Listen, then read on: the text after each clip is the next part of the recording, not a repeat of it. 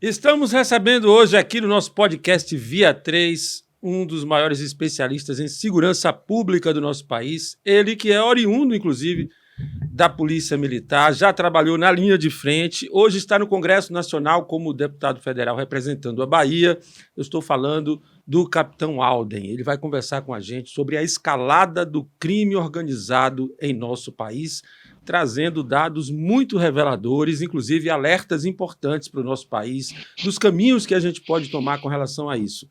Então, estou aqui ao lado do meu colega Daniel Silva. Bora, não é isso, Vinho. Daniel? Bora que eu estou animado para esse bate-papo, hein? Pois é um assunto muito importante. Capitão Alden, a gente vai iniciar essa conversa aqui com o senhor no Via 3 e a gente vai tratar de detalhes técnicos. A gente sabe que o capitão, como parlamentar, tem um viés político, mas os dados falam por si mesmos. Então, tecnicamente, a gente escolheu para esse podcast uma das pessoas mais preparadas nesse assunto, justamente por isso, porque os números falam por eles mesmos. A gente não vai tratar aqui ideologicamente da questão, a gente vai tratar tecnicamente. E vocês, brasileiros que estão aí ouvindo essa entrevista, vão tirar suas próprias conclusões, né? Os números são muito reveladores. Capitão Alden, seja muito bem-vindo ao Via 3, aqui é um dos nossos primeiros programas e é uma honra tê-lo aqui conosco. Satisfação, minha continência regulamentar a todos que estão nos assistindo, inclusive a vocês que estão aí na bancada. É realmente um prazer enorme fazer parte aí dessa bancada, ainda que de forma virtual, para que a gente possa debater esse assunto que é tão importante, que infelizmente tem ganhado desde noticiários no Brasil e no mundo. Pois é justamente essa a primeira pergunta que a bancada dirige aí para o senhor, capitão. Nós conversávamos aqui um pouquinho antes da entrevista, e quando foi e o que foi que fez segurança pública sair lá de quarta, quinta preocupação do povo brasileiro em relação à solução de problema e passar para o topo da lista, né? Superou saúde, superou inflação, educação e todos os outros problemas que nós costumávamos ter no topo dessa lista. Quando foi que isso aconteceu e o que foi que deu a virada da chave, Capitão Alden? Perfeito. Antes de a gente responder essa pergunta, deixa eu só te mostrar aqui um mapa. Deixa eu ver se eu consigo mostrar aqui na câmera. Sim. Este mapa, você vê aí o mapa mundi. Sim, perfeito. Com o Brasil em vermelho e aí em azul os demais países do globo terrestre. Que mapa é esse aqui? Esse é um mapa que foi divulgado em 2022, numa pesquisa, o Anuário da Violência, publicado por ONGs que tratam de estudar a questão da violência 2022. no Brasil e no mundo. 2022. E olha que interessante, nesse mapa, vou mostrar mais uma vez, neste mapa, somente a quantidade de homicídios que ocorrem no Brasil, que ocorreram no Brasil em 2022, em vermelho, representa o somatório de todos esses países que estão em azul. Equivalente a um ano de homicídios, o Brasil, em vermelho, a quantidade de homicídios que ocorreu no Brasil em 2022, você soma todos esses países no globo terrestre que estão de azul. Inclusive os que estão em guerra? Inclusive os que estão em guerra. Então, veja, interessante, os números de homicídios que ocorrem no Brasil e que vem ocorrendo historicamente no Brasil em apenas um ano é maior do que o somatório de quaisquer países do mundo, inclusive aqueles que estão em conflitos armados. Então, isso demonstra que realmente é um problema muito grave, que não é de agora, isso é histórico, mas trazendo para a nossa realidade da Bahia, vocês vão entender um pouquinho do que pode estar acontecendo em nível de Brasil.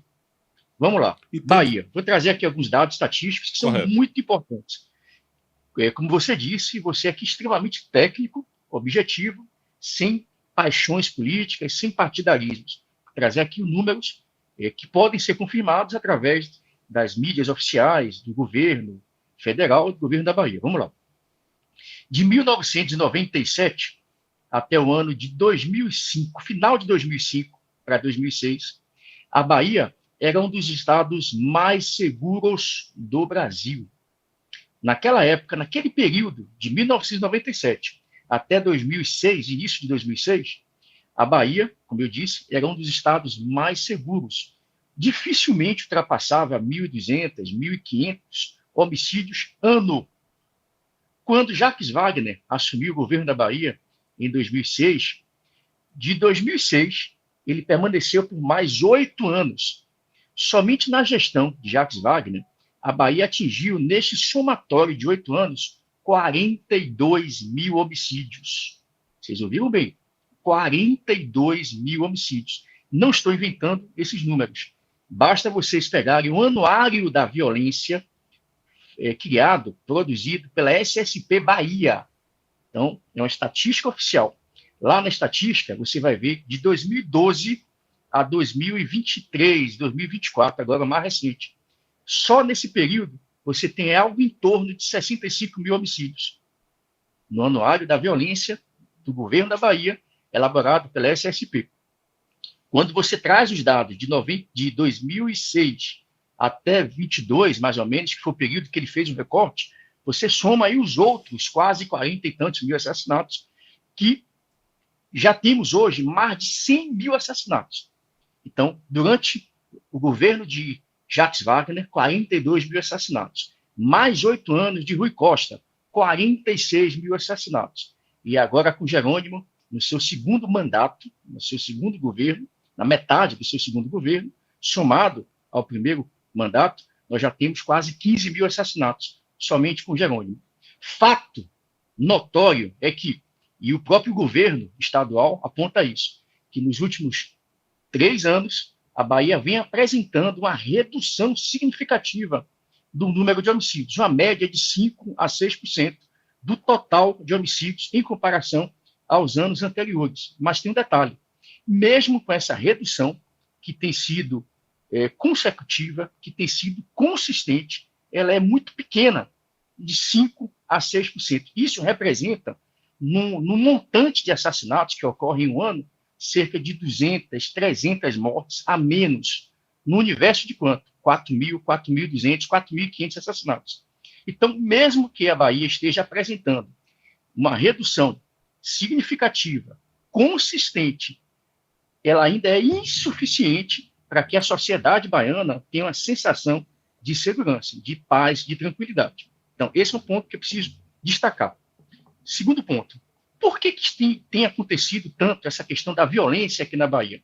Não é uma pergunta fácil de responder, mas eu vou apresentar aqui, de maneira objetiva, alguns pontos que podem estar contribuindo para que a violência na Bahia esteja alcançando o patamar que está hoje. E qual o patamar que está hoje? Eu já vou repetir aqui. 100 mil assassinatos nos últimos 18 anos. A Bahia, por 5 anos consecutivos, é o estado mais violento do Brasil. A Bahia hoje é o estado mais violento para mulheres, para homens, para jovens e para o público LGBTQIA+. Então, esses 4 grupos de pessoas na sociedade que deveriam, em tese, por esse governo, serem os mais protegidos, são justamente os mais vulneráveis, são as maiores vítimas, estatisticamente. Homens, negros, especialmente, mulheres de todas as faixas etárias, jovens de 15 a 36 anos e LGBTQIA+. Então, olha que interessante. Terceiro ponto. Eu tenho 24 anos de atividade policial militar, como capitão da Polícia Militar. Fui promovido em 2012. De lá para cá, eu tenho acompanhado, inclusive, esse crescimento vertiginoso das facções criminosas.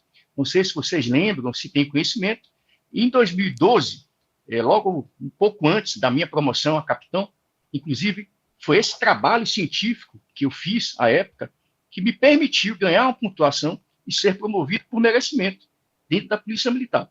Esse trabalho técnico que foi feito, que hoje está espalhado aí por mais de 40 países. Esse trabalho meu se encontra hoje no site do FBI, É a Polícia cartilha? Federal Americana. É a cartilha de tatuagens. O título é Tatuagens Desvendando Segredos. É uma cartilha de orientação policial, onde naquela época, em 2012, eu já apontava sinais da presença aqui na Bahia de outras facções criminosas aqui no estado. Inclusive, no Brasil, eu já anunciava a presença de máfias e organizações internacionais que estavam atuando aqui no Brasil. E hoje, anos depois, 13 anos depois, você consegue confirmar aquilo que eu falava lá atrás. E qual é o resultado que nós temos hoje, meus amigos? 88 facções criminosas foram identificadas no Brasil isso pelo Ministério da Justiça. Que o Daniel queria fazer uma pergunta sobre isso mesmo aí, capitão. Eu queria, capitão, conversar com o senhor a respeito dessa sua experiência a nível estadual. E nessa experiência, a escalada da violência, ela afeta quais regiões? Quais são as regiões da Bahia que são mais afetadas? Nós estamos falando de Vitória da Conquista, que foi considerada a cidade mais segura do estado, porém nós estamos no sudoeste da Bahia, região que compreende a cidade de Jequié e que no início desse ano viveu uma guerra entre a facção, forçando o governo a deslocar toda a sua segurança estadual para tentar conter a criminalidade ali. Então eu queria entender, assim, essa violência que o senhor descreve para a gente, né, ela afeta principalmente quais regiões do estado? Olha, hoje toda a Bahia está tomada, infelizmente, por facções criminosas. Se tem uma ideia, das 88 facções criminosas identificadas em um recente relatório do Ministério da Justiça, 21 estão na Bahia. 21 facções criminosas. Quando eu fiz o meu trabalho, em 2002, nós tínhamos aproximadamente 6 facções criminosas. De lá para cá, nós ampliamos para 21 facções criminosas. E o que foi que permitiu o fortalecimento dessas organizações criminosas na Bahia, especialmente? Vamos lá.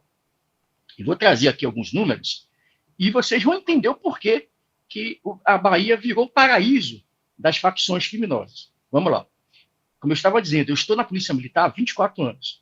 Quando eu entrei na Polícia Militar, há 24 anos, sabe qual é o efetivo policial da Polícia Militar da Bahia? 29 mil homens e mulheres. Hoje, 24 anos depois, a Bahia continua com seus 30, 31 mil policiais militares. Quando a lei, que nós chamamos de LOB, estabelece que o efetivo deveria estar entre 45 e 47 mil policiais militares. É o mínimo razoável, considerando aí os parâmetros da ONU, para cada 100 mil habitantes, e um estado com mais de 14 milhões de habitantes e 417 municípios. Então estão ocupando espaços vazios da segurança pública. Pronto. No retrato da Polícia Militar, em 417 municípios, em 200 aproximadamente, eu tenho apenas uma guarnição tipo A, que são 2 policiais militares cuidando da segurança de uma cidade. Vamos para a Polícia Civil, aí vocês vão entender por que o crime organizado cresceu tanto aqui na Bahia. Vamos para a Polícia Civil. Sabe qual é o efetivo da Polícia Civil hoje na Bahia? 5.500 profissionais para todo o estado da Bahia. Hoje, segundo dados da ADEPOL, Associação de Delegados do Brasil, o número de crimes que são elucidados na Bahia não passa de 14%. Portanto, a Bahia hoje é o estado que menos elucida crimes do tipo homicídio no Brasil. É a lanterninha. Ele não consegue resolver mais do que 14% dos homicídios que são registrados no Brasil. A média no Brasil vai de 30% a 35%. A Bahia só resolve 14% a 15% dos homicídios. Quando você vai para outros crimes do Código Penal brasileiro, a Bahia aumenta um pouquinho para 39%. Então, veja, a média no Brasil de elucidação de crimes é muito baixa em relação aos demais países do mundo, que tem uma faixa de 60%, 70%, até 80% de elucidação dos crimes. Então, o Brasil tem uma média de 30% a 35% e a Bahia está abaixo da média. E por que isso? Hoje eu tenho mais de 10 mil assassinatos sem solução. E por que isso? Eu tenho, como eu disse, 5.500 policiais civis. Segundo, se você consultar aí no site, no Google, qualquer buscador de preferência, o Sindipop, que é o Sindicato de Policiais Civis, afirmou que até 2030, 85% do efetivo da Polícia Civil completarão os pré-requisitos para a aposentadoria. Ou seja, se o policial civil, em 2030, preenchendo os pré-requisitos e quiser ir embora, eu terei 85% a menos de efetivo do que eu tenho hoje. São 5.500 policiais. Então, tudo isso faz com que haja uma sensação de que o crime aqui vale a pena, já que eu não encontro o suspeito, eu não tenho autoria, não tenho materialidade, eu não tenho investigação. É né? paraíso. O próprio DPT, É o paraíso. que é o paraíso. Daniel, você quer fazer alguma pergunta? Era isso, é porque assim, a pergunta estava focada Então, no não tem regionalismo. como haver. A pergunta estava focada no regionalismo, né? A Bahia não é igual, a Bahia é muito diversa, e as demandas também são diversas. Cada cidade tem uma peculiaridade. Nós temos 417 municípios completamente Por diferentes. exemplo, cidade turística como Porto Seguro, né? Porto Seguro, Ilhéus. Então existe uma área que seria, no caso, mais desejada e seria também vulnerável? Existem. Sim. O crime ele se acentua mais em uma região do que em outra, ou ele está em um nível homogêneo no estado? É isso que eu queria saber. Não, homogêneo não está. Nós temos alguns mapas, algumas ilhas de segurança, né? Que demonstram como o crime está operando, como o crime está se movimentando na Bahia. Óbvio que aquelas cidades onde tem fronteiras entre estados, ela tem uma maior potencialidade. Cidades que cortam muitas rodovias federais e estaduais também são preferenciais na rota do tráfico, na rota de armas ilegais, e especialmente em rotas de mercadorias, né, caminhões. Então, essas cidades que apresentam as características, bancos, agências bancárias, enfim. Então, alguns componentes, obviamente, faz com que o crime evolua mais. E tem um detalhe interessante que eu queria que vocês entendessem. Quando a gente pensa no crime ou no criminoso, a gente ainda imagina aquele criminoso do passado, que utiliza aquela máscara, né, nos olhos, aquela venda nos olhos, aquela máscara o no negro rosto. descamisado na favela, não é? Isso, aqueles estereótipos, né, de que vai ser nos becos, nas esquinas, onde você vai encontrar ali sempre o traficantezinho. Olha, segundo dados divulgados agora pelo Ministério da Justiça, você sabe quanto foi que o PCC movimentou somente no ano passado? Essa eu quero saber. Essa eu quero saber. E movimentou com tráfico ou com outros ramos, né, legais de trabalho aí, digamos assim? Exatamente. Você usou a palavra certa, ramos legais de trabalho. O PCC, nesses últimos anos, se especializou em lavagem de dinheiro. Especialmente em lavar dinheiro. Então, um dos problemas da insegurança pública no Brasil e no surgimento e no fortalecimento das facções criminosas é a incapacidade do Estado brasileiro, e aí entenda a União, estados e municípios especialmente, mas mais ainda o Estado brasileiro, em montar uma estrutura organizada, integrada, né, nacionalmente, para poder monitorar por onde esse dinheiro está circulando. Mas de onde vem esses recursos? Esse dinheiro não pode estar movimentando um tipo de corrupção que justamente seria o gatilho para inibir essa fiscalização? Quer dizer, a gente ouve falar muito em formação de universitários para ocuparem cargos públicos futuramente, como se fosse um exército que eles vão formando para colocar em cargos chaves, que são justamente o que fariam esse controle. Justamente. Você tem notícias, e não são poucas, do PCC, por exemplo, através de ONGs espalhadas por todo o país, especialmente nas periferias, estarem patrocinando concursos, vestibulares para a comunidade, cursos de direito, cursos para a polícia militar, para a polícia civil, para delegado, para promotores, para juízes. Eles bancam toda uma estrutura para ter os seus espalhados, infiltrados naquelas organizações e ou instituições. E não é de hoje, né, capitão? Não é de hoje. Isso não é novidade, pelo menos. Quer dizer, já tem muita gente aí na cadeirinha sentada e com a caneta na mão. Muito. Fora aqueles que eles cooptam por dinheiro, compram. Agora, recentemente, tem uma semana agora. E campanhas eleitorais, deputado? Pegaram. Oi? E campanhas eleitorais? Pronto, você chegou nesse ponto também. É que eu queria saber também disso. Esta semana quente, pegaram cartas e comunicação que foi monitorada pela Polícia Federal de membros do PCC tentando articular uma aproximação com o ministro do STF para dirimir, facilitar situações de interesse da organização criminosa. Então, hoje, a organização criminosa, PCC, especialmente, ela é extremamente organizada, ela atua em postos de combustíveis, ela atua com imobiliárias, Transporte ela público, atua transporte público, lixo, mototáxi, transporte alternativo, venda de gás na comunidade, porque tem um detalhe, hoje o crack e a heroína e a maconha, elas, numa determinada comunidade, seja ela rica, abastada, com pessoas de boas condições, seja ela no universo mais afastado, onde pessoas mais pobres vivem nela, você, nesses dois universos, você pode ter pessoas que não consumam drogas. A sua maioria não consome drogas, mas a maioria, com certeza, consome internet. Vocês estão vendo aí no país inteiro notícias. Aí vem a de Gatonete. Comando Vermelho. A Gatonete. Você vê net. Então você vê que nessas comunidades inteiras, a maioria quer consumir internet, a maioria consome gás de cozinha, a maioria consome garrafões de água, a maioria precisa se deslocar. E só pode ser com eles. Mototáxi. Só pode ser com eles, né? Proibido comprar em outro lugar. Qualquer outra empresa, qualquer outra, enfim, ramificação é proibido de entrar nessas comunidades. Então, veja, a pergunta inicial, por que e como essas organizações cresceram tanto na Bahia? Por que eles se sentiram tão à vontade em se fortalecer os seus tentáculos aqui na Bahia? Primeiro ponto, já dei aqui. A falta de efetivo da Polícia Civil.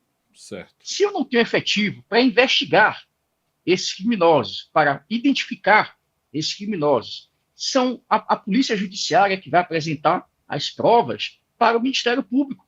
Em havendo provas e elementos suficientes, o Ministério Público oferecerá denúncia. Em havendo a denúncia, ele vai apresentar isso para o Poder Judiciário, que vai, obviamente, julgar e condenar ou não aquele indivíduo. Então, a cadeia nossa, processual, né, institucional, ela é muito ruim. Se você consultar no Google, aí você vai ver um dado do CNJ de 2023, apontando que a Bahia possui o sistema judiciário mais lento e mais caro do Brasil.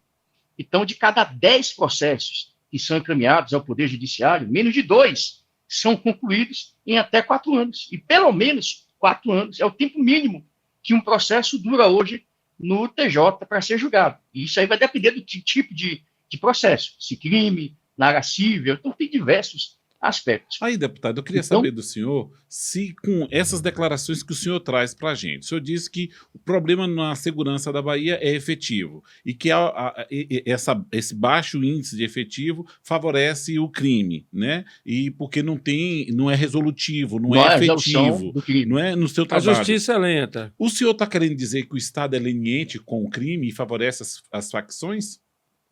Eu estou querendo dizer que para as facções criminosas, para as organizações criminosas, não é interessante eu ter um Estado que funcione. A quem interessa eu ter um poder judiciário que funcione. A quem interessa que eu tenha uma segurança pública que funcione. Então, eles vivem realmente do caos. Eles não querem que esses instituições se fortaleçam, porque, obviamente, em se fortalecendo a Polícia Militar, fortalecendo a Polícia Civil, fortalecendo o Ministério Público. Se você pegar aqui, o número de promotores na Bahia é um dos menores do Brasil, considerando a população, considerando o número de denúncias que chegam ao Ministério Público, ele não consegue abranger todas essas denúncias e, fatalmente, essas denúncias não chegam ao Poder Judiciário. O juiz, né, mesmo o Poder Judiciário sendo mais lento e mais caro do Brasil, a quantidade de juízes que eu tenho na Bahia também é um dos menores do Brasil. A quantidade de defensores públicos também é um dos menores do Brasil. Ou seja, você tem vários componentes que faz com que esse caldeirão de Estado não funcione na Bahia. A Bahia lidera o número de assassinatos, sim, a Bahia lidera o número de facções, a Bahia lidera o número, inclusive, de audiências de custódia. Ora, eu tenho hoje 28 unidades prisionais na Bahia, contabilizando aí cerca de 14 a 15 mil internos. Sabe quantos policiais penais eu tenho para todo esse universo de quase 15 mil internos?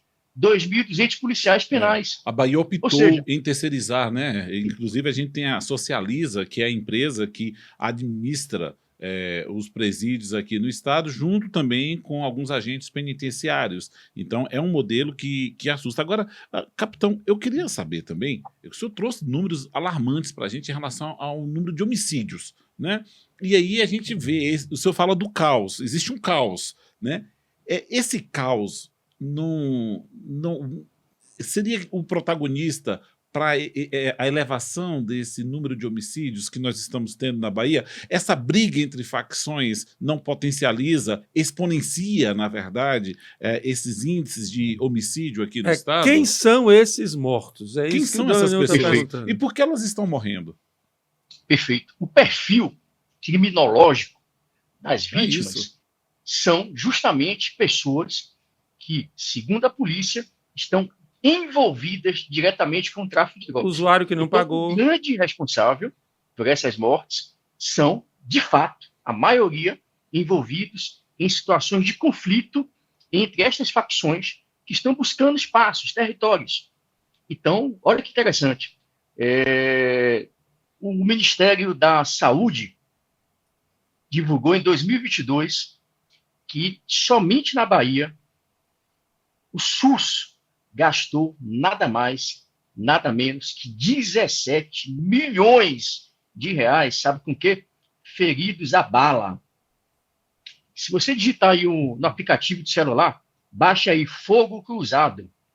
Esse aplicativo Fogo Cruzado era um app, uma plataforma que tem na internet, tem agora para celular, iPhone, né, iOS ou Android, e ela tinha apenas no Rio de Janeiro e São Paulo. Eram as duas maiores locais onde ela levantava dados sobre tiroteios. Então, ela começou a mapear a Bahia. A Bahia começou a virar realmente uma referência negativa em criminalidade, tiroteios. Segundo esse aplicativo, nós já temos, na Bahia, quase 500 tiroteios registrados, com mais de 200 mortes na Bahia, somente agora, em 3 meses, que são os dados tabulados por essa ONG que tabula aqui a quantidade de tiroteios. Então, assim, só pelos números do Ministério da Saúde, 17 milhões só por ferimentos a bala, é algo muito grave. Então, quando ela não mata, ela gera sequelas, muitos feridos. E hoje você tem, inclusive, uma população na Bahia crescente de sequelados. Você vai no Iraque, você vai no país desse aí, do continente africano, você vai em qualquer país do continente africano, a quantidade de jovens, de crianças, especialmente, mas também adultos, sem perna, sem braço, sem um dedo, sem uma mão, porque mina, campo terrestre. Então, como tem crises humanitárias, guerra civil, e golpe aqui, golpe ali, de governo, então você tem uma instabilidade ali instalada em todo o continente africano, que até hoje passa por turbulações, né, por turbulências. Então, a quantidade de pessoas que eu tenho ali no continente africano, e também lá no Oriente Médio, mais acima ali, a quantidade de pessoas com alguma deficiência física. Ou seja, isso é comum em países que estão em guerra, que estão em conflitos. E a Bahia, pasmem, e não somente a Bahia, mas o Brasil, tem aumentado cada vez mais sequelados de guerra. Você vê que os médicos brasileiros, especialmente das emergências dos grandes hospitais, estão tendo que se preparar com médicos especialistas em guerra, médicos das Forças Armadas, porque até então as emergências não estavam acostumadas a receber baleados com ferimentos de guerra, granadas, fuzil. Então isso era uma realidade muito distante. E hoje, cada vez mais, o Brasil tem feito esse tipo de ocorrência. Eu queria chegar justamente nesse ponto, porque toda guerra tem os inocentes que estão inadvertidamente nas trincheiras, que são usados como escudo humano. E aí eu queria, já com sua experiência, eu já conversei com o senhor outras vezes, o senhor falou que se o senhor passa num lugar, em qualquer lugar do Brasil, e vê uma certa pintura na parede, você identifica já que tem ali qual é o grupo, qual é a ligação externa que ele tem. E aí eu queria voltar para a questão social. É um argumento da esquerda brasileira que a questão social também tem que ser considerada, porque existe uma fábrica de bandido, né, que o bandido, quando chega para a polícia, já é a última instância. É a instância de contenção, né? A represa do que já foi gerado lá o cidadão. Mas me explique aqui como é a vida de um cidadão honesto que é encanador, que é pedreiro, que ele trabalha no supermercado, que ele tem que morar nessa comunidade, ele é policial, imagine. Profissional liberal também. Pois é, e ele tem que sair dali, né, e viver dentro daquele esquema que já não é mais um esquema controlado pelo poder público, as regras já são outras, não é? E criar um jovem nessa situação, sendo assediado, inclusive, com dinheiro fácil, não é? Então, essa não seria assim a cobra comendo rabo, quer dizer, a coisa vai se alimentando a ela mesma e vai assumindo proporções dentro do próprio crescimento do crime, e você vai tendo uma fábrica de bandido que a polícia, por melhor que ela seja, não vai resolver se não resolver lá atrás? Quantos Brasis cabem nesse Brasil nosso, né? Como é a vida dessas pessoas, não é isso, capitão? Lá dentro que não estão compactuando com isso. Perfeito. A Constituição Federal, no seu artigo 144, é muito claro. Segurança pública é um dever do Estado e responsabilidade de todos. Eu usava uma frase no meu gabinete, quando eu estava aqui na Bahia, como deputado estadual, que foi basicamente uma referência a esse artigo 144, que diz que segurança pública é dever do Estado e responsabilidade de todos. A minha frase lá no gabinete, que eu acredito e utilizo até hoje, é o seguinte: segurança pública se faz com educação, justiça, cidadania e a participação de todos. Sem isso, nós não temos segurança pública. Não tem polícia que dê jeito. E com infraestrutura também, viu, capitão? Claro, óbvio, né? Então, há uma tendência de colocar a culpa sempre da insegurança pública na polícia. Mas, como você disse, vários fatores cooperam para que, obviamente, em determinada localidade você tenha uma maior quantidade de ocorrências, uma maior quantidade de mortes, enfim. Mas é claro que a gente não pode ficar também justificando, usando isso como e a emergência existe. A emergência existe. É isso, né? A emergência de conter existe. Mas, assim, se não parar de produzir, né, não vai ser sempre uma luta em glória? Se não parar de produzir o cidadão desvirtuado? Nós vivemos uma guerra assimétrica. E eu vou lhe dizer aqui uma experiência pessoal. No Rio de Janeiro, por exemplo, criaram lá as tais das unidades de polícia pacificadora. Aqui na Bahia, ganhou um outro nome, mas com a mesma função. Aqui bases comunitárias de segurança pública. Nós temos uma base comunitária aqui em Vitória da Conquista, diga-se passagem, fez um bom trabalho no bairro chamado Nova Cidade e é referência para o estado inteiro. Eu estive visitando as bases comunitárias na Bahia inteira, conheci as unidades pacificadoras do Rio de Janeiro e fiquei surpreso. Eu, quando estava na ativa da Polícia Militar, eu servia uma unidade chamada DPCDH, Departamento de Polícia Comunitária e Direitos Humanos. E dessa unidade, eu tive a oportunidade ímpar de vivenciar uma experiência fantástica com japoneses.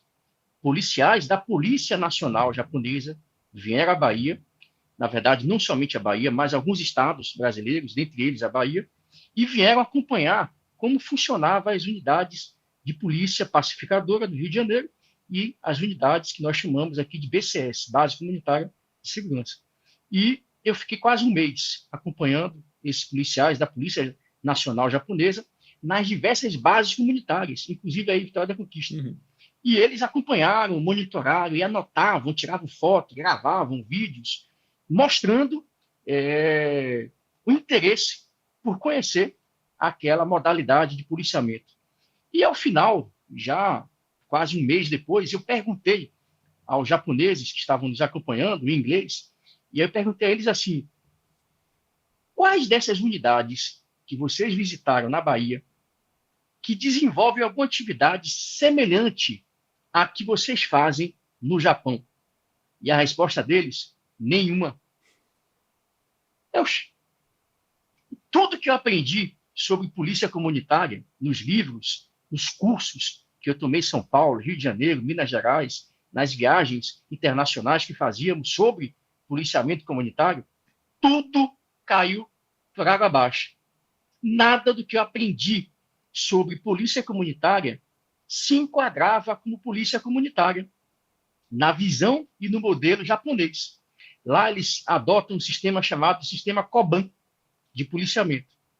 E qual é a grande diferença do Koban para o que eles fazem lá e o que a gente faz aqui? Ele diz o seguinte: tudo que você acabou de dizer, meu amigo, que as bases comunitárias Vitória da Conquista desenvolvem atividades reconhecidas no Brasil inteiro. E quais são as atividades? Você chega na base comunitária, você tem policiais militares, masculinos e femininos, que dão aula de inglês, aula de espanhol, karatê, aula de capoeira, xadrez, aula de judô, aula de informática, tai chi chuan, uma série de atividades que os próprios policiais desenvolvem junto com a comunidade. E essas atividades que são realizadas pela polícia comunitária e por seus policiais geram o quê? Confiança. Vínculo geram com o quê? comunidade. Proximidade entre aquela população. E foi esse ponto que o policial japonês destacou, que a atividade de polícia comunitária, essas atividades que eu citei, palestras, cursos, treinamentos, ela deve ser realizada de forma pontual e planejada, visando a aproximação da polícia com aquela comunidade local. Mas, diferentemente do Japão, o Brasil e a Bahia, em especial, ela somente realiza essa chamada atividade de proximidade 365 dias do ano. E não é esse o papel da polícia. A polícia não pode fazer assistencialismo, atividade assistencial. Para isso existe os órgãos do Estado.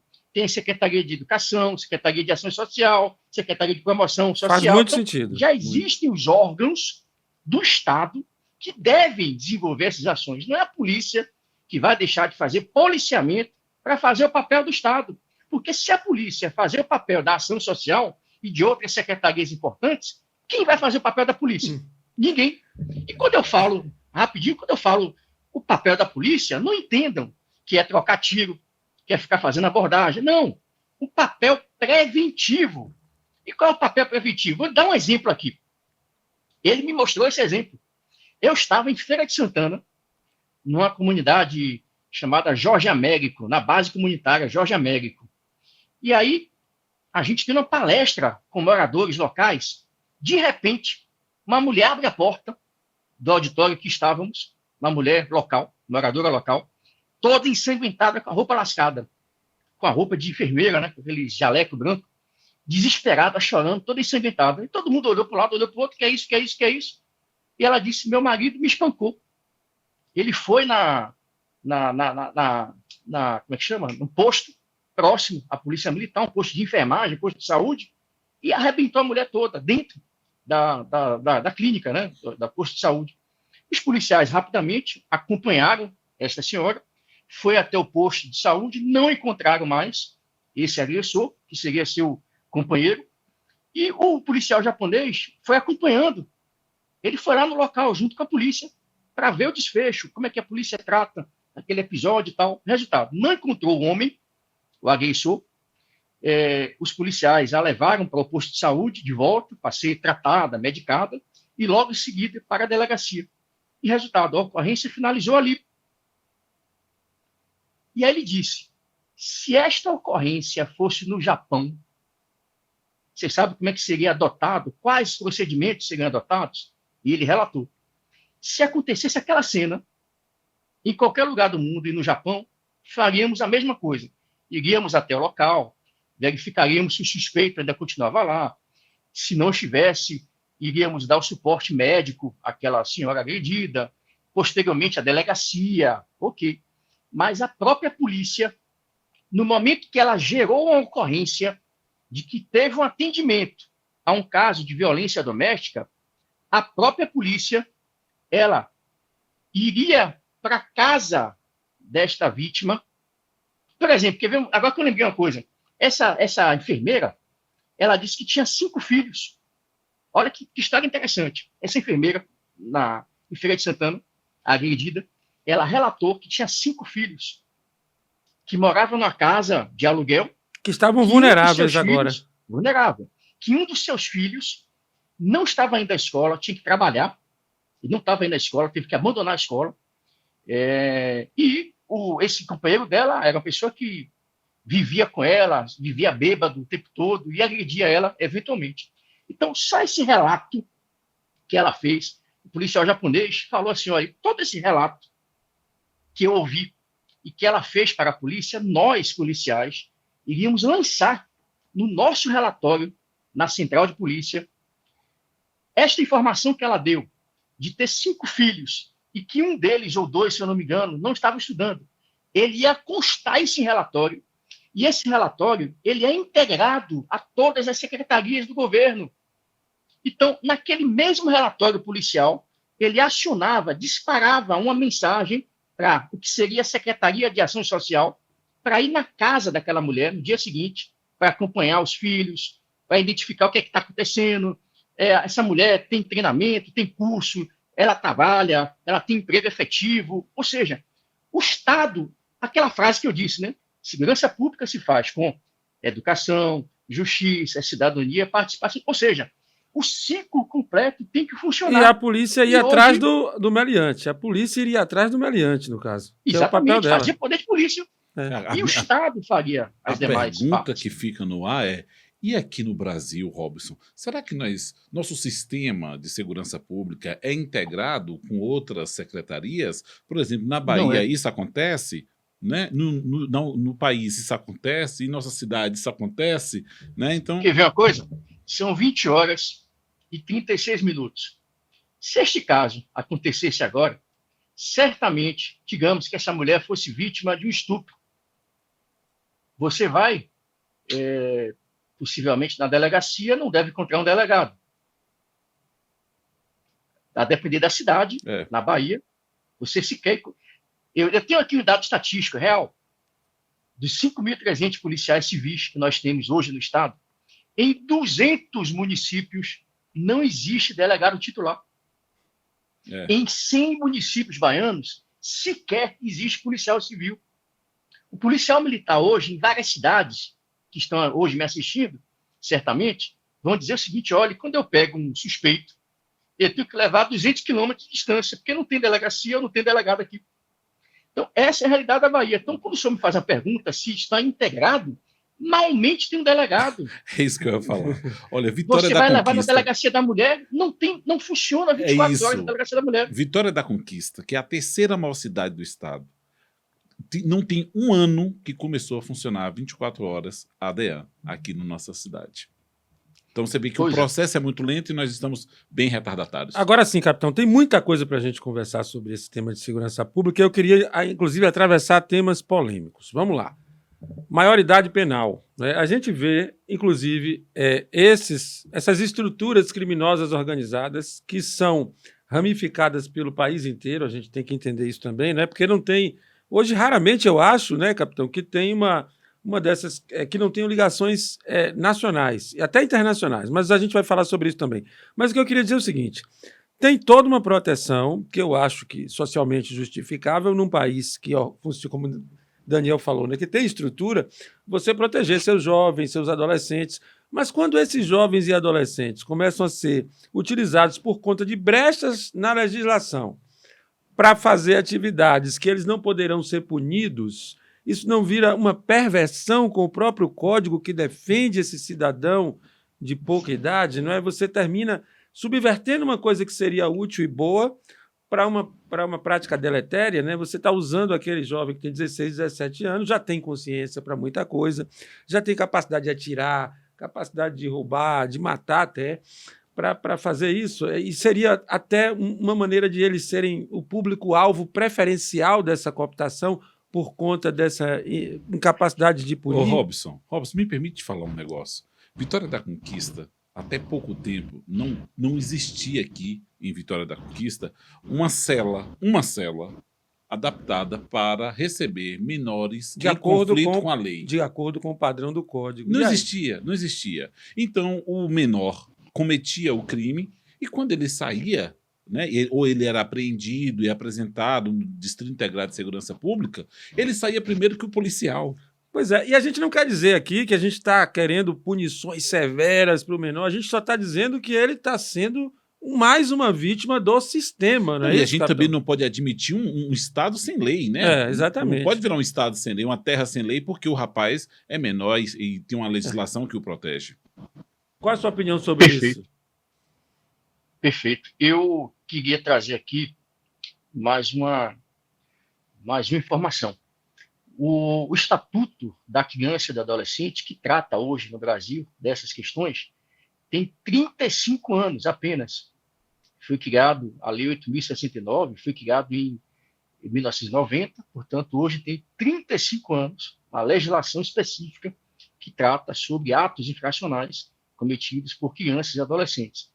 O artigo 178 do ECA, ele diz assim, ó, o adolescente a quem se atribua a autoria de ato infracional não poderá ser conduzido ou transportado em compartimento fechado de veículo policial, vírgula, em condições atentatórias à sua dignidade ou que impliquem risco à sua integridade física ou mental. É exatamente assim que está no ECA, artigo 178. Qualquer policial militar, policial civil, guarda civil municipal, se lhe for perguntado se, em caso de ato infracional, se eu posso conduzir esta criança ou adolescente numa viatura policial lá no presídio, ele vai dizer não, porque o ECA proíbe. Na minha interpretação do texto que eu acabei de ler aqui, ele não proíbe. Pensem comigo. O adolescente a quem se atribua a autoria de ato infracional não poderá, não fala deverá, não poderá ser conduzido ou transportado em compartimento fechado de veículo policial, vírgula, em condições atentatórias. Ou seja, mas pode de outra maneira. De outra maneira, pode. Na concepção do policial, hoje, quando ele lê rapidamente esse texto, ele diz que o simples ato de transportar uma criança ou um adolescente já é, por si só, atentatório à dignidade. Não é. Então, o que seria, então, atentatório à dignidade? Vamos dar aqui uma hipótese.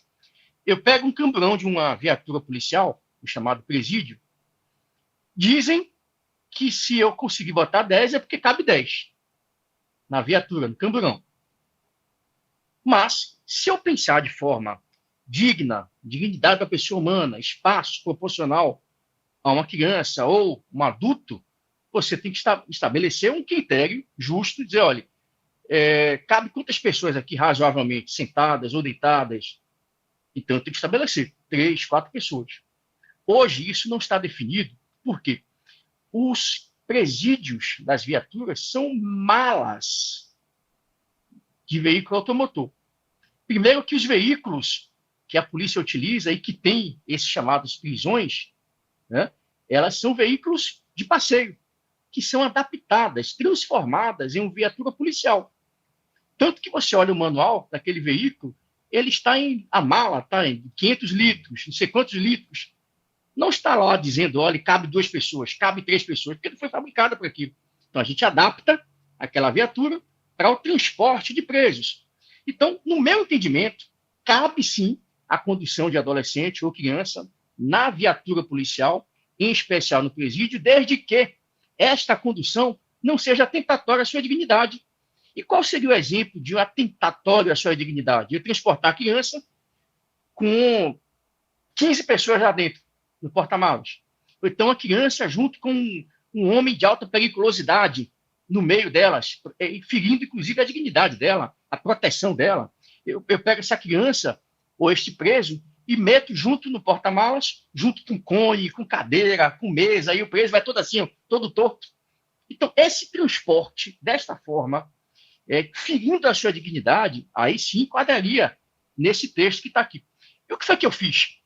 Para não haver dúvidas sobre a possibilidade de transportar criança em compartimento fechado e até na hipótese de algemar, se necessário for, uma criança ou adolescente, eu fiz aqui um projeto de lei, que é esse aqui. Hoje, no Brasil, não existe previsão legal para se algemar criança. É proibido. E eu vejo vários policiais respondendo o processo ou tomando bronca de delegado, de promotor, quando conduz a criança no porta-malas, ou pior, quando conduz ele algemado. Só que essa criança, adolescente, que eu estou me referindo, não é aquela criança que o senhor tem em casa, de 10 anos, 12 anos, o seu sobrinho. É o que a gente chama aqui de menosão. Com 1,90 m, com 1,80 m, já matou 5, 6, 7, que se tiver uma faca na mão, degola o policial. Então, a gente tem o costume de olhar aquela criancinha que eu tenho em casa, não é? Então, são pessoas violentas, independente do contexto em que ela venha, contexto social, a família, a ruptura familiar, não importa, não cabe à polícia ficar analisando o contexto social de onde ela vem. O que cabe ao policial é quem é que está na minha frente? Oferece risco ou não? Ele pode se matar ou não? Pode matar outra pessoa, sim ou não? É esse aspecto técnico que eu tenho que avaliar. E não de onde ele veio. O que foi que ele sofreu? Estou nem aí, estou cagando, estou andando. Eu, como policial, eu tenho que pensar de forma técnica, garantindo a segurança dele, infrator, e a segurança das pessoas que estão no meu entorno e na minha guarnição. Por isso que eu fiz esse projeto de lei alterando o ECA, permitindo o transporte, por exemplo, em presídio. Vou ler aqui rapidinho, é bem rápido. O que foi que eu fiz? Eu mantive o texto dizendo: o adolescente a quem se atribua a autoria de ato infracional não poderá ser conduzido ou transportado em compartimento fechado de veículo policial, vírgula, em condições atentatórias à sua dignidade ou que impliquem risco à sua integridade física ou mental, exceto, essa é a palavra-chave, exceto quando houver reação violenta ou iminente receio de fuga ou perigo à ação policial. Pronto. Então, eu dou respaldo para que o policial, em se deparando com a criança ou adolescente agressivo ou com sinais notórios de embriaguez... E aí entra a fé pública do agente da lei, né? Que estão querendo eliminar isso. A fé pública que o agente da lei tem que ser emprestada a ele, essa fé pública. Hoje não existe fé pública mais pelo agente policial. O juiz tem, o promotor tem, outras categorias tem, mas o policial já está errado. Nós vimos uma manchete recentemente, por exemplo, um policial teve um desentendimento e entrou em conflito com pessoas. Você não bota na manchete mais: homem entra em conflito em um evento, porque se ele for policial, é policial, mesmo que ele não esteja no exercício da função. Qualquer outra profissão, isso não acontece. Ninguém bota dentista. Ou se ele tivesse sido expulso, ex-policial. Dentista entra em conflito, jornalista. Não, se for policial, é como se fosse assim uma espécie de pessoas. Fator agravante, né? Um fator agravante. Ele majora a pena. Exatamente. Se for policial, majora a pena, qualifica. Agora sim, olha só, capitão. E se não for mais policial, é ex-policial. Tem na manchete, exatamente. Agora veja só, capitão. Para a gente poder cumprir a nossa pauta, que são muitas, como eu disse, presídio, Universidade do Crime. Procede, presídio é uma escola do crime. Você pega lá o cara que tem uma ficha pequena, né, Daniel? Mistura ali com o professorzão lá, que é filiado ao PCC e que é representante aqui na região ou em outra região qualquer, e aí ele entra lá inocente e sai de lá formado. Isso procede, capitão? É assim que funciona? Procede. Infelizmente, hoje, os presídios não ressocializam e é uma verdadeira escola de pós-graduação, de mestrado, doutorado no crime. Não tenho dúvida disso. Hoje, a capacidade do Estado em ressocializar esse indivíduo que cometeu crimes é zero. Aliás, é -1. Eu não acredito, até acredito na ressocialização, mas não nesse modelo que nós temos hoje.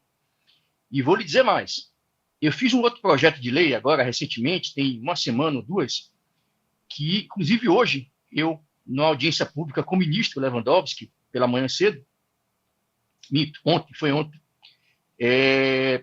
inclusive, eu indaguei ao ministro se ele conhecia o meu projeto de lei, que eu apresentei recentemente, que está repercutindo no Brasil inteiro. Que projeto é esse? O projeto número 667, se eu não me engano.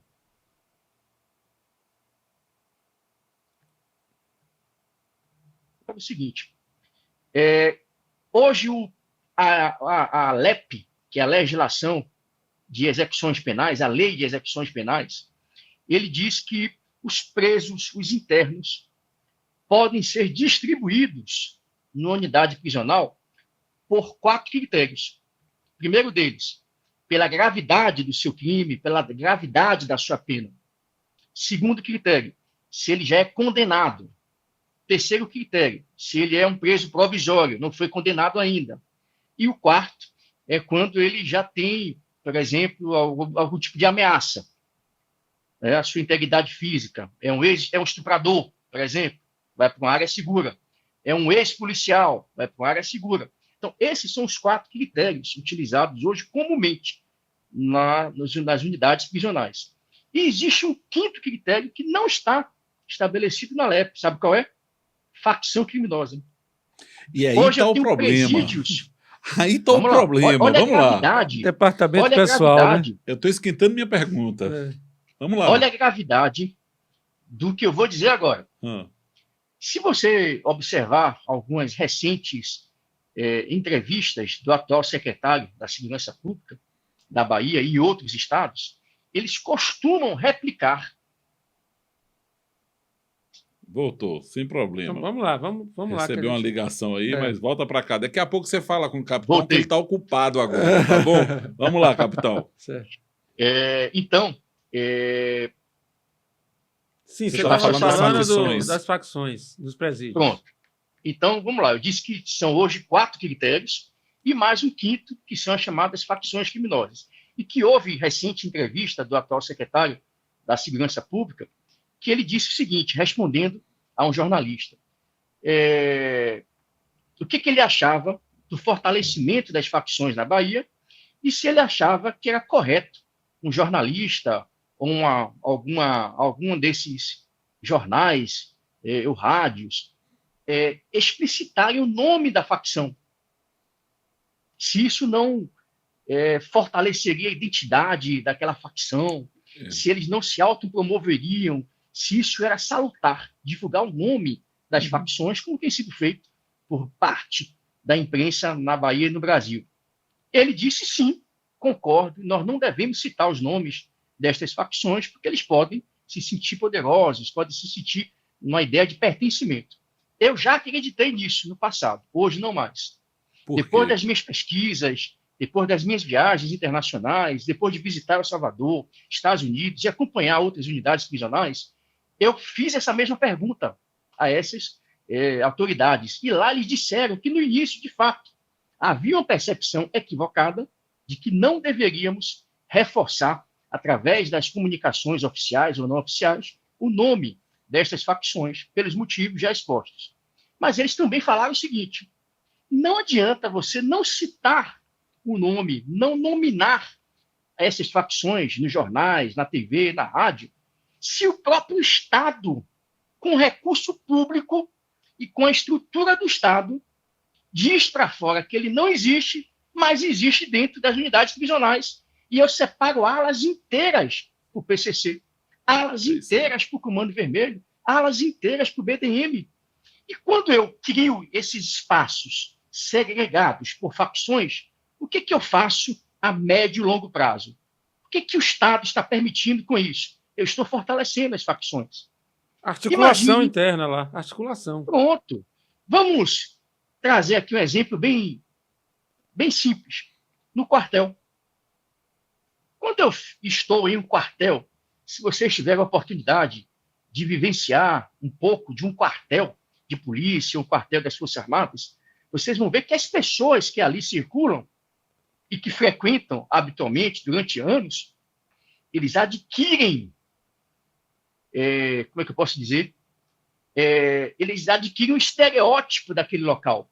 A forma de falar, a forma de se vestir, né? Os símbolos, as vestes, há todo um padrão. A ritualística do lugar. A ritualística. Hoje eu consigo, na rua, olhar para uma pessoa e dizer, é policial. Da mesma forma que eu consigo olhar, é bandido. O cara fica olhando para um lado e para o outro, prestando atenção quem é o policial. Pelo corte de cabelo, pela forma dele andar, pela forma dele olhar. Ou seja, você se apropria de atributos daquela organização. Isso em qualquer instituição. Maçonaria, na igreja, né? Cada um absorve comportamentos, atitudes daquele universo que você frequenta. Então, vamos lá. Vamos para o presídio. Imagine todos os dias de manhã o PCC faz uma oração, mas não é oração do Pai Nosso, não. É a oração do PCC, que ao final eles fazem palavras de ordem e dizem paz, justiça, liberdade. Todo mundo no coro. Doutrinação. Doutrinação. É o que acontece nas escolas, aquela militância, aquela doutrinação 24 horas por dia. Veja que hoje há jovens morrendo porque faz isso, porque faz isso, porque faz isso, porque faz isso. Ou seja, lembre há 10, 15 anos atrás, se morria alguém porque fazia esses gestos. E por que tem morrido cada vez mais? Porque as unidades prisionais, como você disse, a escola do crime, tem formado cada vez mais pessoas que passam por aquela unidade prisional, que pegam aquelas referências, aqueles conceitos e estereótipos de uma determinada facção e começam a imprimir isso no universo externo. Ele começa a se identificar. Você disse aí, meu amigo, que o meio social em que ele vive, ele é acostumado a ver violência, a ver morte, ele termina, muitas vezes, se adaptando, se acostumando.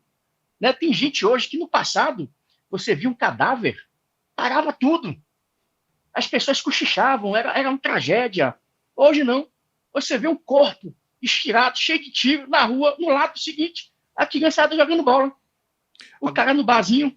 Agora, capitão, sabe? Normal. Quando o senhor fala que as alas estão sendo classificadas de acordo com as facções, eu fico me perguntando, Robson, o que a gente faz com o neutro? O cara que não é nem A, nem B, nem C... Né? Ele é obrigado a tá escolher um lado. Ele vai ter que escolher um lado. É, porque ele quer sair dali e resolver a vida dele, né? Pagar o que ele deve e voltar para a vida normal. Normalmente, essas alas têm um líder que vai dizer se aceita... Um código. E vai dizer se aceita ou não. E aí, em caso de rebeliões, adivinha quem sobra primeiro?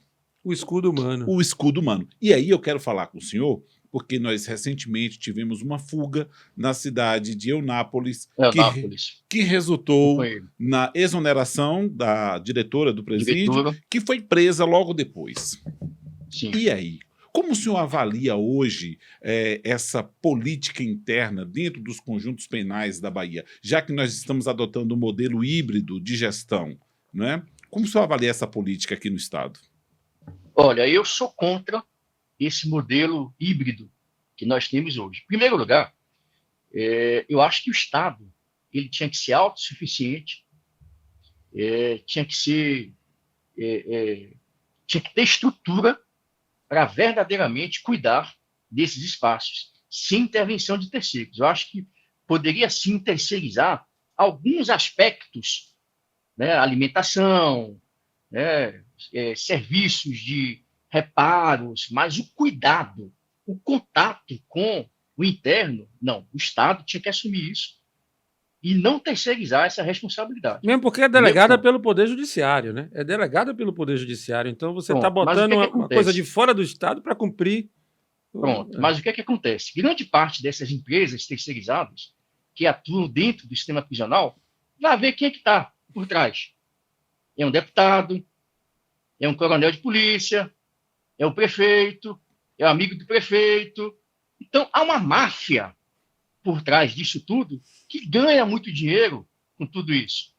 Então, já há uma decisão da PGE, Procuradoria-Geral do Estado, onde ele determina que os espaços prisionais que nós temos hoje sejam ocupados por profissionais contratados, concursados, e não reda, não sei o quê, e socioeducativo. Os puxadinhos que a gente faz, né? Agora, o deputado faz uma provocação e me dá vontade de falar, Binho, o que eu penso, mas aí eu lembro que o nosso jurídico tem uma grana curta, né? E aí não dá para a gente falar tudo que pensa, né, secretário? Eu ainda estou pagado pelo artigo 53. Você tem liberdade, Federal, né? Você tem liberdade para falar. Mas... O Daniel Silveira também estava. Importante lembrar isso. Deixa eu falar uma coisa. Agora a gente está com o tempo já quase no fim aqui.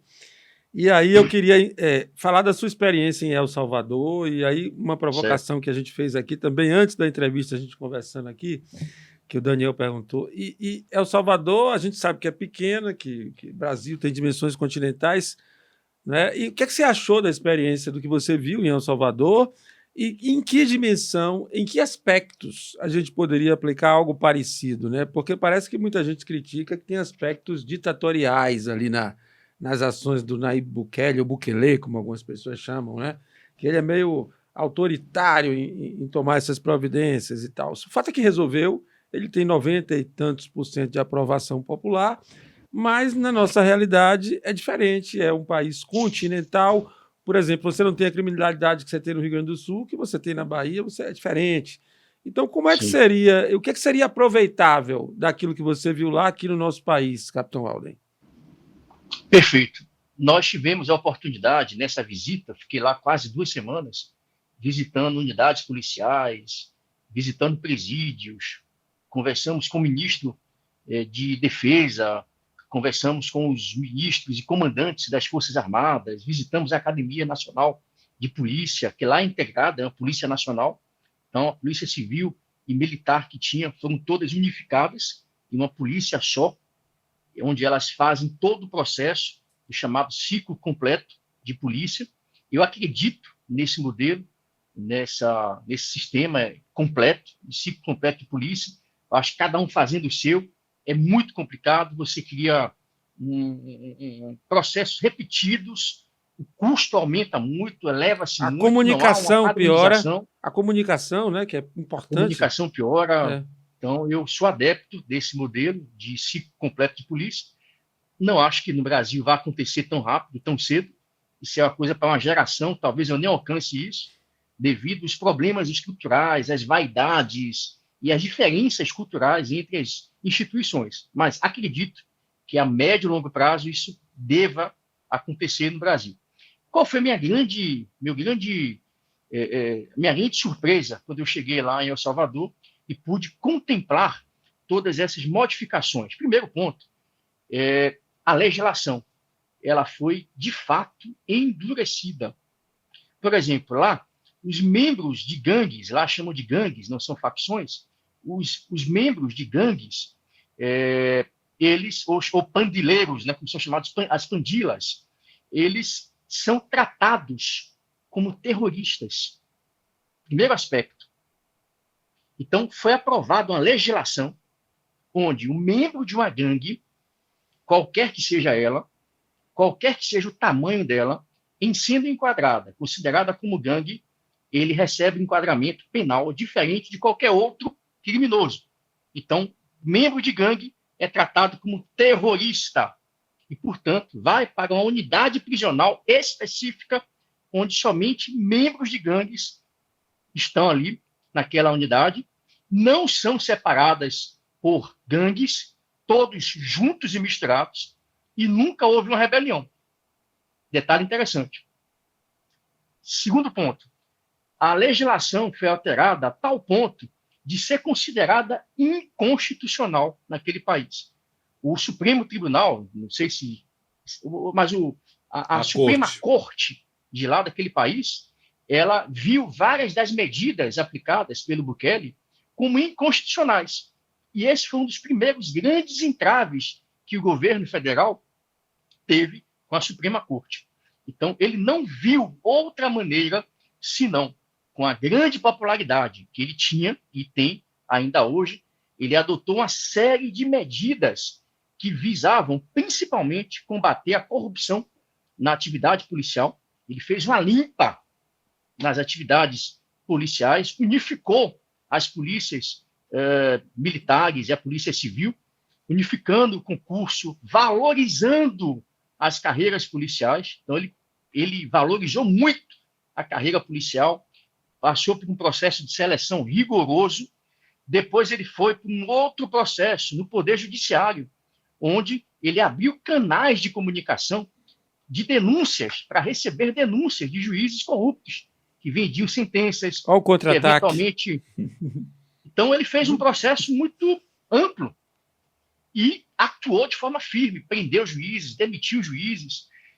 Logo em seguida, ele partiu para uma medida mais extrema, quando ele viu que, por exemplo, você tem uma ideia, lá ele aprovou uma lei chamada Lei Antimaras. Lei Antimaras significa lei antigangues.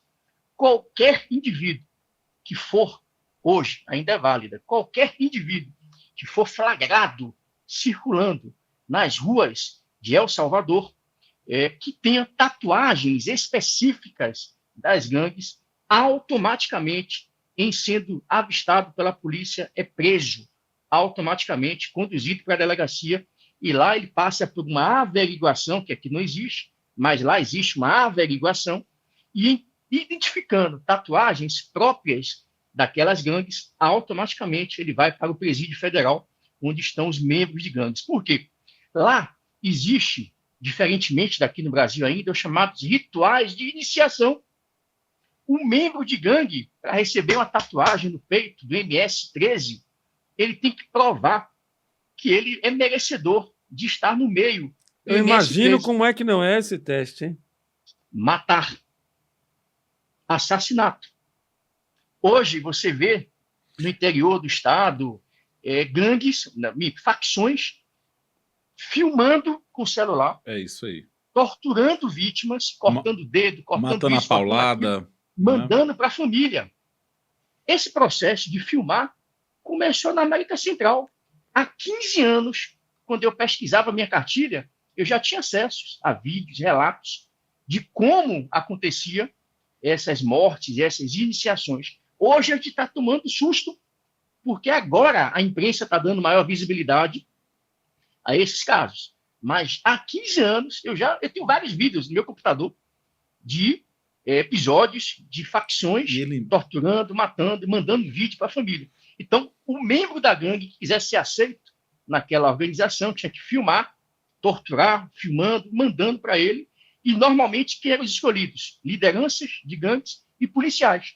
Então, todas as pessoas que têm tatuagens de gangues têm, no mínimo, homicídio nas costas. Então, por isso esse tratamento diferenciado. Faz lembrar o personagem Zé Pequeno, que ele falou, Zé Pequeno, de Deus. Isso, já sou bicho-homem, já sei matar. Né? Isso acaba sendo um apelo também na falta de opção que a sociedade oferece para o jovem, acaba sendo um apelo. Agora, a gente tem que encerrar esse podcast e a gente tem aqui a pergunta de ouro que a gente deixa para o final, né? E não é a pergunta fácil, geralmente é mais difícil. Nem eu decidi aqui com o meu amigo Daniel que seria essa e a gente vai fazer agora. A gente falou tudo aqui na teoria, muito bacana. E alguém vem a pergunta de ouro do Via 3 para o deputado Capitão Alden. Se você fosse o secretário de segurança de um estado como a Bahia, na prática, o que é que você faria? Pergunta não pode ser fácil, viu, deputado? E não é mesmo. Isso aí. Não é fácil. Recebe essa aí. Mas eu não vou repetir para não ficar repetitivo, mas eu acho que só concluindo, antes de eu responder essa pergunta, sim, só concluindo uma questão lá de El Salvador, uma coisa que eu tenho brigado muito aqui no Brasil, e tenho brigado no parlamento, é que, por exemplo, hoje nós temos uma lei de combate ao terrorismo.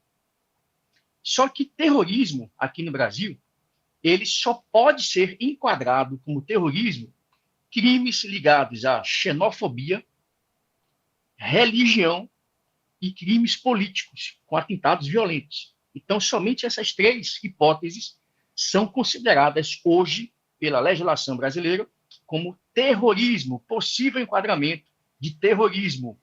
E eu tenho defendido aqui no Brasil, assim que o Bukele fez lá. Lá ele comparou as gangues, né, o que nós chamamos de facções criminosas, como terroristas. Então, o enquadramento legal é outro, o regime é diferenciado, não tem saída temporária, não tem audiência de custódia, não tem visita íntima, não funciona celular no presídio, não tem contato com a família durante todo o período da prisão e ele trabalha enquanto está preso. Lá eles têm um lema chamado ociosidade zero, zero ócio. Então eles trabalham em tempo integral e pagam, a família que paga $100 pela permanência do preso lá. Mas vamos lá. O que eu defendo aqui? Que haja enquadramento. Por exemplo, hoje nós temos visto aí ônibus tocando fogo, sendo tocado fogo pelas facções criminosas, fechando bairros inteiros, delegacias, quartéis sendo fuzilados, metralhados, viaturas sendo metralhadas. Aqui em Salvador, eu tenho fotos aqui, eu até divulguei, acho que ontem, na minha rede social, fotos de policiais aqui em Salvador, destruindo barricadas Nunca aconteceu de em Salvador você ter barricadas igual no Rio de Janeiro, pedras, tipo aquela de concreto, né, de trânsito. Eles constroem pedras para impedir a subida de viaturas. Jamais acontecia de uma viatura adentrar em alguma área urbana e ser metralhada. Ou pior, eles não confrontavam a polícia. O bandido na Bahia dificilmente confrontava a polícia. Ele evitava o confronto. Quando ele via a polícia chegando, ele batia. Hoje, com a chegada do PCC, do Comando Vermelho e outras facções criminosas, especialmente da região sudeste, lá eles enfrentam. Eles são guerrilheiros. Eles são treinados por ex-membros das Forças Armadas. Eles vão para ocupar o espaço. Eles têm uma atitude de guerrilha. Então, toda essa mudança de modus operandi do crime na Bahia tem tido consequências. Então, eu defendo que haja realmente uma legislação penal mais dura para membros de facções, equivalendo-os a terrorismo, né? Tocou fogo em ônibus, matou policial, atirou contra delegacias, o enquadramento. viaturas. O enquadramento. Tem que ter tratamento de terrorista, porque de fato são terroristas. Então, esse é um ponto e o enquadramento. Defendo também, nessa minha legislação, que eu apresentei essa semana passada, não colocar presos separados por facções. Tem que unir todos. Se queremos fragilizar o crime organizado, nós temos que misturar todos eles. Que falácia é essa de falar em ressocialização do lado de fora, se nem dentro eles se ressocializam? Quer dizer, cada um no seu quadrado, PCC, Comando Vermelho, tem que juntar tudo. Então, se eles passarem na prova lá dentro, que podem se ressocializar, então garanto que lá fora, possivelmente, terão avançado nesse aspecto da ressocialização. E respondendo a sua pergunta, sim, eu acho que o primeiro grande passo para que a gente, como secretário, em tendo a oportunidade de assim o ser, eu, primeiramente, iria trabalhar com uma questão. Nós não podemos terceirizar responsabilidades. Infelizmente, os secretários, obviamente, seguindo diretriz do governador do Estado, diz que a culpa nunca é do Estado. É de Bolsonaro, é de Marte, é do extraterrestre, mas nunca a culpa é do governo. Ele não assume as responsabilidades. Então, acho que o primeiro ponto é, onde é que eu estou errando? É a formação policial? É o quantitativo? É efetivo? É equipamento? É viatura? Então, eu tenho que assumir aquilo que compete a mim, como mesmo com a limitação, mesmo assumindo a limitação estrutural completamente. Transparência, né, no diálogo com a população. Tem que ter, tem que ter. Então, você tem que ter condições de trabalho. Isso tem ônus político. Isso tem ônus político, né? Porque o povo tem, claro, óbvio. Claro. E o segundo ponto, acho que a primeira medida é essa.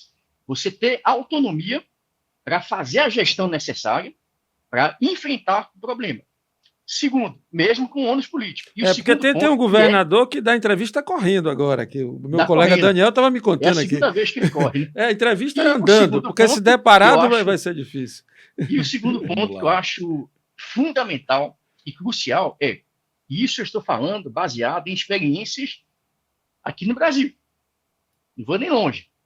Todos os estados brasileiros que melhor enfrentam ou que melhor resultados apresentam na área da segurança pública, eles passaram por um pressuposto fundamental: valorização de seus policiais, valorização da carreira, qualificação, mas também valorização salarial. Hoje, nós temos os piores salários do mundo. Na Bahia, por exemplo, é o pior salário da Polícia Militar e da Polícia Civil. Então, eu acho que uma das medidas mais fortes que eu iria fazer seria a valorização policial. Ele precisa sentir parte do problema. Ele precisa ser valorizado, ter auxílio de titulação, ter plano de cargos, salários, ressarcimento em caso de ferimento em serviço. Hoje eu tenho que pagar assessoria jurídica. O policial se envolve na ocorrência, ele tem que pagar o advogado, o Estado não arca com esse custo. Então, eu acho que ele tem que repensar, dando condições de trabalho para que esse policial possa trabalhar e exercer sua atividade. Deputado, se o senhor me permite um conselho, caso um dia seja secretário de Segurança Pública, olhe também para a questão social, porque infelizmente, meu irmão, boa parte da população carcerária hoje no Brasil é formada por pretos e pobres, e a gente precisa realmente combater a desigualdade como uma estratégia também de segurança pública. Digo e repito, segurança pública se faz com educação, justiça, cidadania e a participação de todos. Não pode apenas e tão somente eu olhar segurança pública apenas com o olhar de policial, bélico, militar, de guerra. Não. Esses componentes todos que eu citei, irmanados, é que fazem com que a segurança pública aconteça. Você deve ter visto aí, por exemplo, nas inaugurações das bases comunitárias de segurança, como é que são? Uma festa, vai promotoria de justiça, vai juizado de menores, vai defensoria pública, ONG, todo mundo aparece no dia. A festa do paletó. Dizendo que vai ajudar a polícia, que vai ali, a partir daquele dia vai ser diferente. Ledigando. No dia seguinte, todo mundo vai embora e só que fica a polícia. Então, enquanto tratar essa questão apenas com a polícia, nós não teremos resultados. É isso aí. Pois é, então a gente agradece aqui, não é isso, Daniel? Capitão Alden, deputado Capitão Alden, pela aula de segurança pública. Né? Ele prometeu que seria técnico e cumpriu. Cumpriu. Né? Capitão, agora, nosso impressionante o HD do capitão, né? Para os dados. Posso falar em HD, rapidinho, só para não esquecer. Eu disse que tinha matéria que saiu o hoje. Atlas, sim, tinha, a pesquisa. Sabe qual é a matéria? Sim. Saiu na Quaest hoje. Tem 3 horas de publicado pelo Globo, jornal O Globo, dizendo aqui, brasileiros veem segurança pública como problema nacional e estados têm avaliação melhor do que Lula na área. Saiu hoje, tem 3 horas, colocando aí a segurança pública mais uma vez como principal preocupação do brasileiro. Assim a gente começou o programa e com essa informação confirmada por essa pesquisa, nós terminamos. Rede social do deputado, quem quiser conhecer melhor. Capitão _Alden. Não deixem de seguir. ALDEN, não é isso? A gente vai botar aqui na tela. Tá aí na tela. Tá na tela. É isso, pronto. Capitão. Continência.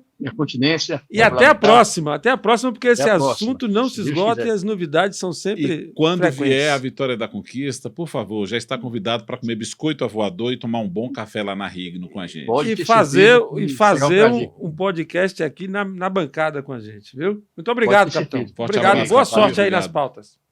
Valeu, querido.